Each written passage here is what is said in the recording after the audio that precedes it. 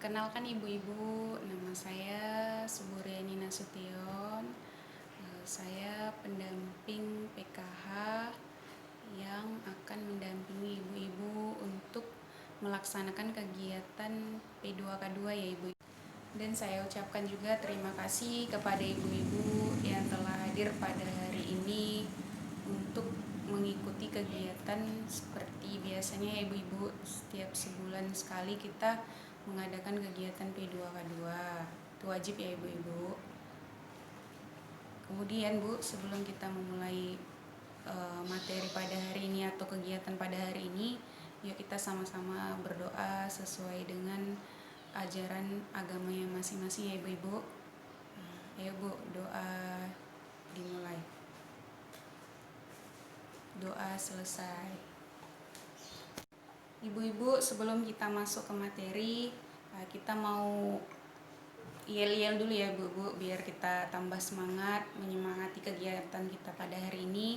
Kita yel-yel dulu Bu. Masih ingat tepuk semangat ibu-ibu? Iya, masih. Ikuti saya ya Bu. Tepuk semangat. Semangat. Ibu-ibu masih ingat gak materi bulan lalu apa? Iya, kekerasan terhadap anak. Apa sih yang dibahas, yang dipelajari tentang kekerasan terhadap anak? Iya, bahwa kekerasan terhadap anak akan membuat anak tersebut sengsara, menderita secara fisik, psikologis, secara seksual ya Bu. Apa sih contoh-contoh kekerasan terhadap anak Bu?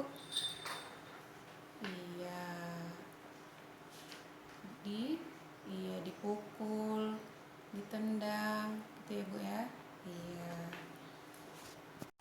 Baik ibu-ibu, bulan yang lalu kan kita sudah masuk tentang materi kekerasan terhadap anak. Nah, sekarang kita akan membahas tentang pencegahan penelantaran dan eksploitasi terhadap anak. Apa sih Bu itu arti penelantaran? Ada yang tahu? Iya. Apa Bu? Iya. Diabaikan. Kemudian apa lagi Bu? Iya, tidak diberi kasih sayang. Jadi ibu-ibu, pengertian penelantaran anak adalah tidak dilakukannya kewajiban atau tanggung jawab orang tua atau pengasuh kepada anaknya, tidak memenuhi kebutuhan anak baik fisik, rohani, psikologis, dan yang lainnya. Itu ya ibu-ibu pengertian penelantaran anak. Nah, ibu-ibu coba buka lembar kerja halaman 12.1 atau buka buku pintar halaman 35. Nah, di situ ada kasus atas nama Taspirin. Nah, coba ibu-ibu ada yang bisa membacakannya? Bagi ibu-ibu, nggak ada yang mau baca ya? Baik, dengarkan ya Bu, biar saya yang membacanya. Kisah Taspirin, bocah 12 tahun yang harus menghidupi ketiga adiknya. Jakarta, jauh di sebuah dusun di Desa Gunung Lurah, Kecamatan Dilonga, Banyumas, Jawa Tengah. Taspirin yang berumur 12 tahun, bocah tanggung dari dusun pesawahan harus hidup sendiri dan mencari nafkah untuk menghidupi ketiga adiknya, Dandi 9 tahun, Rian 7 tahun, dan Dario 5 tahun. Taspirin harus bekerja di sawah agar adik-adiknya tetap bisa makan. Di rumah bilik kayu dengan luas 5x7 meter persegi dengan satu ruang kamar luas 3x3 meter persegi dan sebuah dapur dengan tungku kayu bakar serta isi perabotan yang sangat sederhana, dan hanya terdapat 2 buah kursi panjang dan 1 meja yang beralaskan lantai semen yang sudah pecah. Hidup 4 bocah sebatang kara. Ayah mereka pergi bekerja di Kalimantan bersama kakak tertuanya, sementara ibunya meninggal akibat timbun longsor saat sedang mencari pasir 1 tahun yang lalu. Kini bocah-bocah tersebut harus hidup sebatang kara dan tidur dalam satu kamar dengan kasur dan bantal yang sudah tampak lesuh dengan ditutupi matras. Ketiga adiknya sangat mengandalkan kakak kedua mereka, Taspirin, yang setiap hari harus bekerja di sawah dengan mencangkul, membersihkan sisa-sisa padi, serta menanam padi bersama warga desa pada saat masa tanam. Ibu sudah meninggal dan bapak bekerja di Kalimantan bersama kakak, kata Taspirin. Hampir setiap hari, Taspirin mesti pergi ke sawah untuk mencari uang untuk menghidupi ketiga adiknya. Para tetangga sekitar yang simpati dengan keadaan Taspirin pun kadang sering membantu memberi nasi, lauk pauk, dan namun tampak nikmat kalau berangkat ke sawah jam 7 pagi dan pulang jam 12 siang. Kadang sehari dapat 30 atau 40 ribu sehari. Itu beli beras dan sayur, sisanya untuk jajan adik. Jelas bocah yang telah putus. Ibu-ibu, tadi kan sudah sama-sama kita dengar ya kisah Taspirin. Di sini ada pertanyaan yang harus kita diskusikan ibu-ibu. Apa saja pekerjaan dan tanggung jawab yang dilakukan oleh Taspirin dalam menghidupi adik-adiknya? Iya, dia bekerja di sawah, mencangkul ya Bu, dan membantu orang-orang di sawah agar dia mendapatkan uang untuk menghidupi dan memberi makan adik-adiknya. Yang kedua, apa pekerjaan yang dilakukan oleh Taspirin layak dilakukan oleh anak seusianya? Tidak ya Bu ya, karena kan dia masih di umur di bawah 18 tahun. Jadi kalau umurnya di bawah 18 tahun seharusnya dia harus sekolah dan harus diperhatikan gitu ya Bu ya. Namun karena masalah ekonomi, Taspirin bekerja untuk menghidupi adik-adiknya karena ibunya sudah meninggal dan ayahnya pergi merantau ke Kalimantan. Kemudian pertanyaan ketiga, apa yang seharusnya dilakukan oleh ayah atau kerabat terhadap Taspirin dan adik-adiknya? Ia memperhatikan mereka dan memberikan bantuan kepada mereka agar Taspirin dan adik-adiknya tidak putus sekolah. Ibu-ibu, bahwa dapat kita simpulkan kisah Taspirin ini adalah merupakan tindakan penelantaran.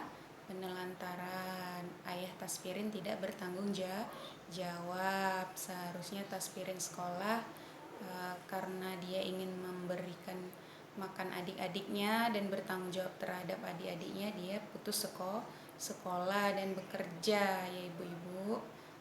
Kemudian di sini saya ingin menyampaikan bahwa atau kita sama-sama lihat flip chart tentang pengertian penelantaran anak ya ibu-ibu. Kita lihat yuk. Ini dia ya ibu-ibu, pengertian penelantaran anak. Tidak dilakukannya kewajiban dan tanggung jawab orang tua atau pengasuh dalam memenuhi kebutuhan dasar anak, baik fisik, psikis, rohani maupun sosial. Itu ya ibu-ibu pengertian terhadap penelantaran anak. Ayo ibu-ibu kita buat kelompok 5 atau 7 orang dalam satu kelompok. Di sini kita akan berdiskusi ibu-ibu. Ayo kita buat ya 5 atau 7 orang dalam satu kelompok. Tadi kan Bu udah dibuat kelompoknya. Saya beri waktu 10 menit untuk mendiskusikan contoh-contoh penelantaran terhadap anak yang ada di lingkungan ibu-ibu. Ya Bu ya, 10 menit ya diskusikan contoh-contoh apa saja penelantaran terhadap anak yang ada di sekeliling ibu atau yang pernah ibu lihat ya Bu ya. Udah ibu-ibu, udah didiskusikan tadi contoh-contoh tindakan penelantaran terhadap anak. Ayo kita mulai. Kelompok Bu Nina, apa contoh-contohnya?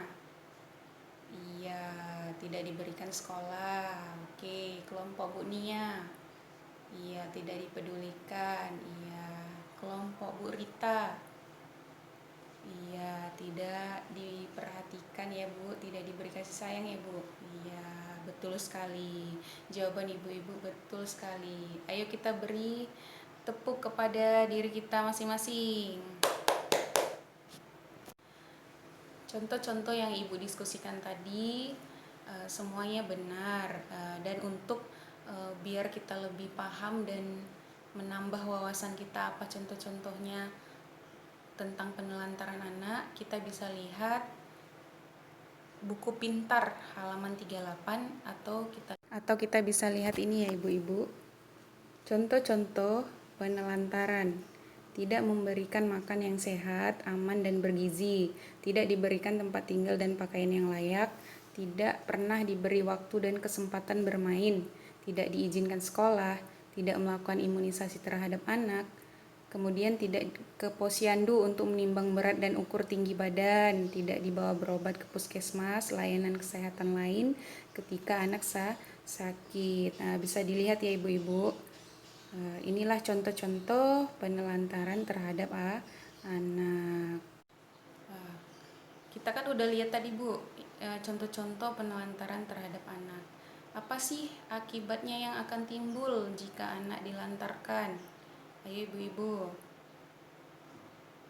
Iya, akan mengganggu fisik mentalnya ke depan ya ibu-ibu. Iya, apalagi ibu-ibu?